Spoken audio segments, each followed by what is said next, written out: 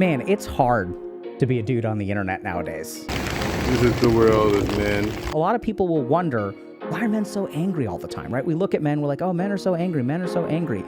Just trying to get to work today. Bus is broke down, didn't come. So I'm gonna be 2 hours late for work.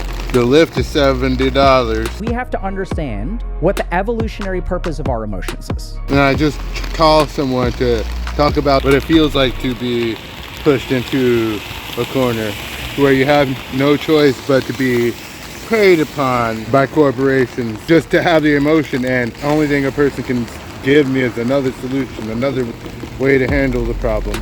And it's okay to feel your emotions, right? Men should express their emotions, except for anger. That one's off the table. No, if you express anger, you become a predator. I don't get to have an emotion about the problem, even as a person who is trying to advocate for men's emotions. I don't have a person to express my emotions to. Probably why I created this page. When human beings in general, when things aren't going well for us and we need help, the primary emotion that we experience is sadness. Sadness is the most visible emotion. So if we look at sadness, sadness is an emotion that is designed evolutionary to recruit aid from outside of you. Oh yeah, I'm sad, I'm crying, my boyfriend or girlfriend just dumped me. Hopefully your friends show up and they're like, okay, like bro, okay girl, like let's go out, like let's take care of you. It's gonna be okay. It's a signal for help. Unfortunately, we live in a world where if you're a dude and you cry, unless you are a superhero who is shedding a calculated amount of tears and then takes action into your own hands, sadness is not really acceptable. A lot of men, a tragic number of men that I've worked with, when they express sadness, and it's okay to cry once, like, oh my God, he's crying, he's so sensitive. But try crying every day for 6 months. Like, see how people treat you then. Males have it pretty rough. I don't mean just humans. Stags and manatees, lions and tigers, they have to fight to the death just to be able to mate. Wasps and bees abandon the males when the colonies run out of food resources. That's why wasps are so aggressive. They don't do anything for your food because the hive has abandoned them to die. Mayflies don't even have mouths. They're born just to breed. They live just to pass on their genetic information and die. That's not even to mention spiders and praying mantises. In general, whether you're a butterfly or a bear, life for a male is very difficult. Of course, this video is going to be about the human perspective. It's more than just shaving. We used to grow up in villages, in tribal systems, but we've been greatly cut off from that. And because of that, men largely have no purpose, no value, no tribe to have value to. We're essentially abandoned from the hive and left to starve. This is Alexia with Psyche Blossom. No doubt, every species and every gender encounters their own evolutionary challenges. And sexual selection has always been part of that equation. Whether you're a black widow spider or a bird of paradise dancing for your life, or a big staghorn moose or something, fighting it out. Humans are no different from that. We have developed our own strategies for survival, which may come as no surprise to you that humans obviously developed to be pack creatures. We developed to be communal and to have tribes. If you could imagine, we didn't have sharp claws or big teeth or anything like that. There was no way we were going to fight off a bear or hunt a mammoth on our own. We had to be able to form bonds with other people to survive. And of course, as babies, we have to form bonds with our caregivers to survive, which is where the very first part of the problem with men comes from, is avoidant attachment, which of course not all men are going to have avoidant attachment. But in the soft white underbelly video, Adam Lane Smith, the self-proclaimed master, he calls himself in that video the master of attachment style or some sort.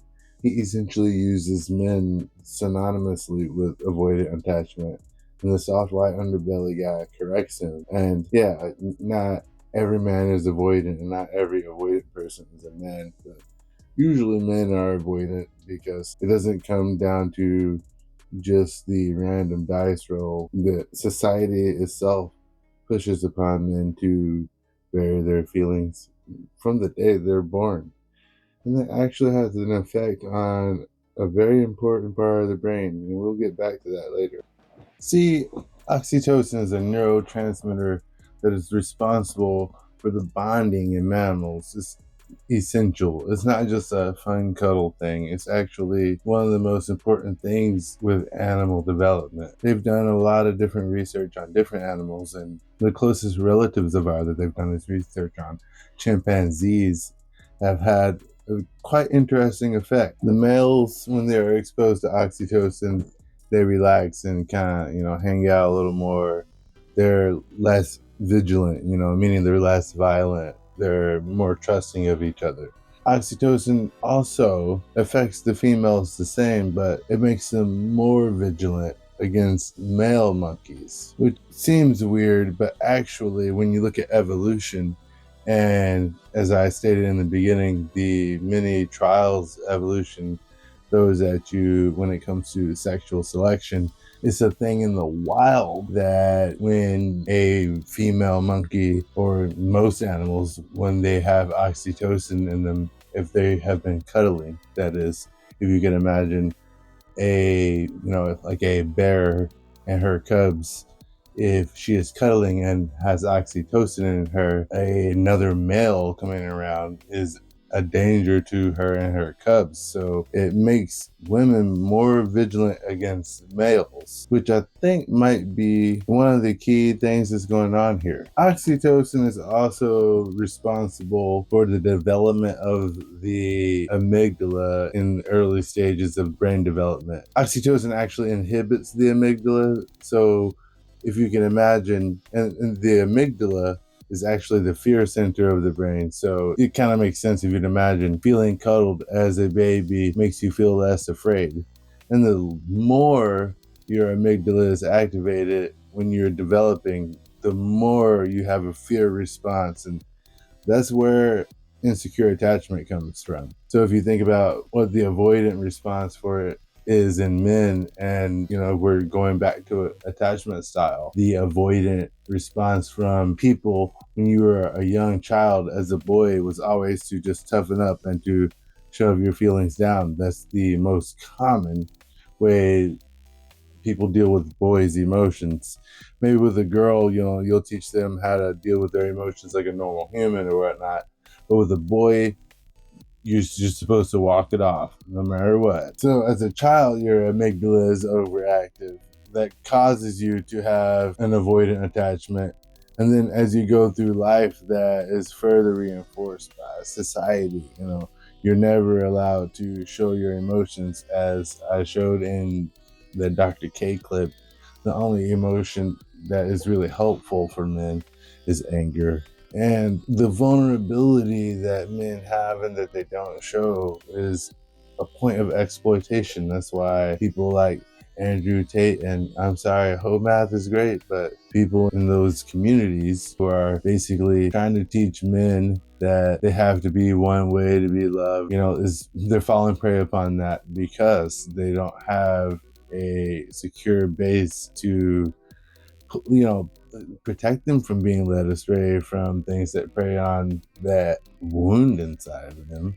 And I separating myself from them like I'm not a man, like in the wound inside of us. You got a lot of therapy speak and spiritual bypassing also that comes to men.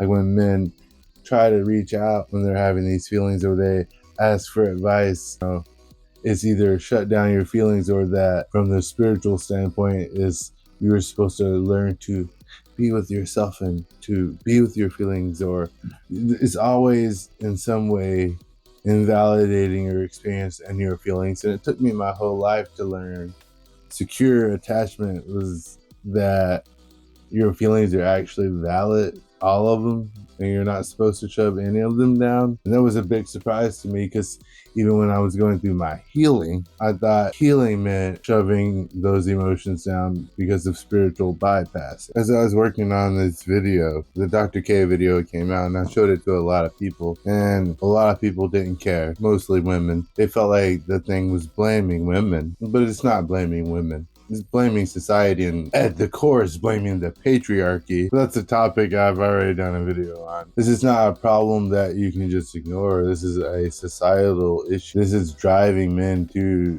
do violence to themselves and to other people. This is driving people into addiction. This is destroying families.